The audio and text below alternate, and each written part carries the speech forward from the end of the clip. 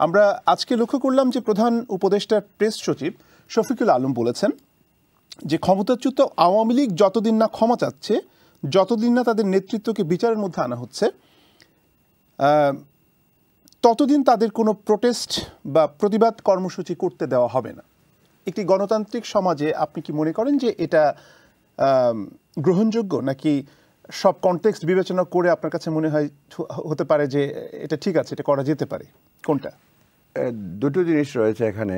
প্রথমত, সাদা চোখে যদি দেখা যায় তাহলে এটা গ্রহণযোগ্য নয়, কারণ এটার ক্ষেত্রে দুটি অভিমত রয়েছে। একটা হচ্ছে যে আপনার কেউ যদি অপরাধী হয় সেই ক্ষেত্রে অপরাধীদের শাস্তি দেওয়া হোক, কিন্তু দলীয় কার্যক্রম চলতে দেওয়া হোক, এটা একটা হতে পারে।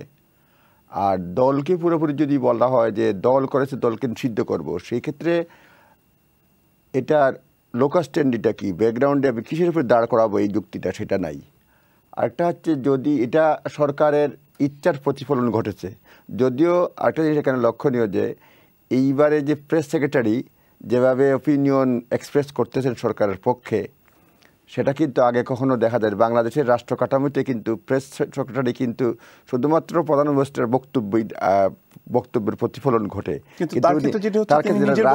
নিজের বক্তব্য রাষ্ট্রের বক্তব্য দিয়ে দিচ্ছেন। এমনকি অনেক সময় আমি দেখতেছি বিভিন্ন জায়গায় যে যখন বক্তব্য দেন ওনাকে প্রায় মন্ত্রীর যারা রয়েছেন সেই লেভেলে দেওয়া হয়।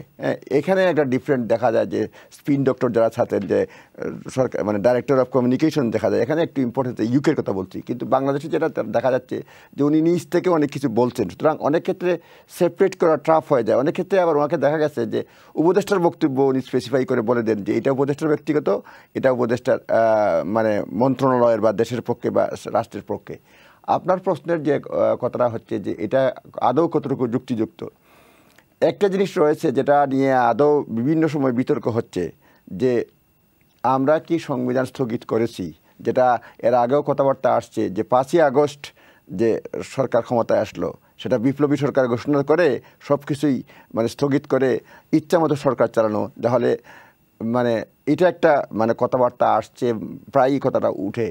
সেই ক্ষেত্রে যদি বিপ্লবী সরকার হতো, সংবিধান স্থগিত করা হতো, তাহলে তার এই কথার যুক্তি বা এই পক্ষে কথা বলা যেত। যেহেতু সংবিধানটা বহাল রয়েছে, শুধুমাত্র সংবিধানের একটা অঙ্গ যেটা হচ্ছে যে প্রক্রিয়ায় উপদেষ্টা নিয়োগ করা হয়েছে সেটাতে কোয়েশ্চেন আছে, যদিও সুপ্রিম কোর্টের রেফারেন্স আনা হয়েছে। সুতরাং আপনার প্রশ্নের উত্তর দিতে গেলে যেটা বলবো যে উনি সেটা বলছেন, সেই ক্ষেত্রে দেখা যাবে যদি কেউ এটা নিয়ে কোর্টে যায় যে আমরা দল হিসাবে কেন, ইয়েস পুলিশ হয়তো জায়গায় জায়গায় দিবে না, বিভিন্ন ধরনের রিজন থাকে, কিন্তু প্রকাশ্যে ঘোষণা দিয়ে না দিয়ে কেউ যদি মানে হাইকোর্টে যায়, সেই ক্ষেত্রে হাইকোর্টের কি রিফ্লেকশন আছে সেটা মানে দেখা যেতে পারে। সেই ক্ষেত্রে হয়তো সরকারের অ্যাটর্নি জেনারেল বিরোধিতা করবেন বা সরকারের পক্ষে বলবেন।